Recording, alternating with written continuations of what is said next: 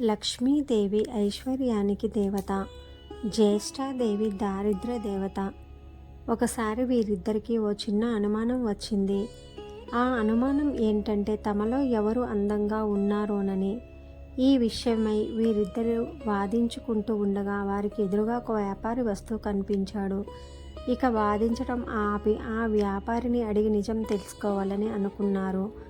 అలా అనుకున్నదే తడవుగా జ్యేష్ఠాదేవి లక్ష్మీదేవులు అతడి ముందుకెళ్ళి నిల్చున్నారు. తామిద్దరం ఎవరమో కూడా అతనికి వివరించి చెప్పారు.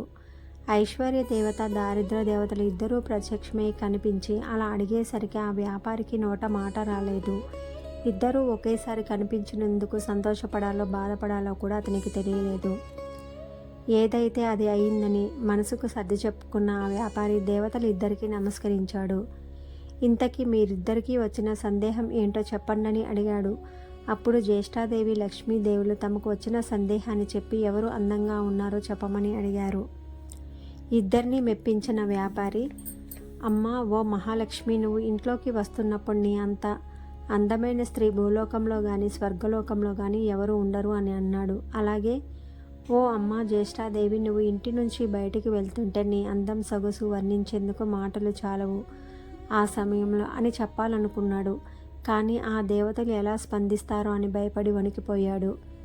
ఇద్దరిలోనూ లక్ష్మీదేవి అందమైనదని అతనికి తెలుసు. అయితే నిజాన్ని చెప్తే జ్యేష్ఠాదేవికి కోపం వస్తుంది.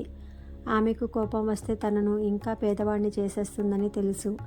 ఇక లక్ష్మీదేవి అందంగా లేదని చెప్తే తమకు కోపం వచ్చి తనకున్న ఈ మాత్రం సంపదను కూడా లేకుండా చేసేస్తుంది. ఏం చేసేది భగవంతుడా అంటూ తలపట్టుకున్నాడు. ఇంతలో ఆ వ్యాపారికి ఒక మెరుపులాంటి ఆలోచన వచ్చింది.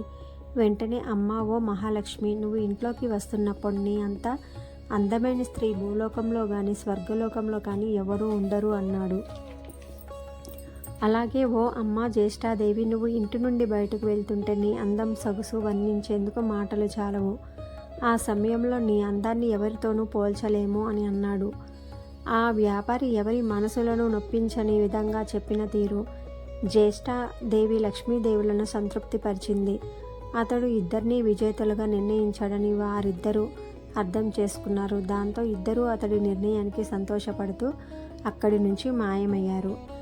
ఇక్కడ అర్థం చేసుకోవాల్సింది ఏంటంటే జ్యేష్ఠాదేవి లక్ష్మీదేవులు ఎవరికి వారు విజేతలమని అనుకుంటూ వెళ్ళారే గాని నిజానికి నిజమైన విజేత వ్యాపారే. ఎందుకంటే అతడు ఐశ్వర్య దేవత అయిన లక్ష్మీదేవి అభిమానాన్ని పొందటమే గాక లక్ష్మీదేవి బద్ధశత్రువైన జ్యేష్ఠాదేవిని సైతం సంతృప్తిపరిచాడు. కాబట్టి నిజమైన విజేత వ్యాపారే. ఎవ్వరూ కూడా అలక్ష్మిని కోరుకోరు. ఎందుకంటే అలక్ష్మి వల్ల ఇంట్లో దారిద్ర్యం తండవిస్తుంది. లక్ష్మీదేవి వల్లే ఇంట్లో సుఖశాంతులు వెళ్ళి విరుస్తాయి. కనుక ఎవరైనా లక్ష్మీదేవిని పూజిస్తారు. 4వ రోజు దసరా నవరాత్రులు జరుగుతున్నాయి కదా. 4వ రోజు లక్ష్మీదేవి రూపంలో దుర్గాదేవి దర్శనమిస్తున్నారు.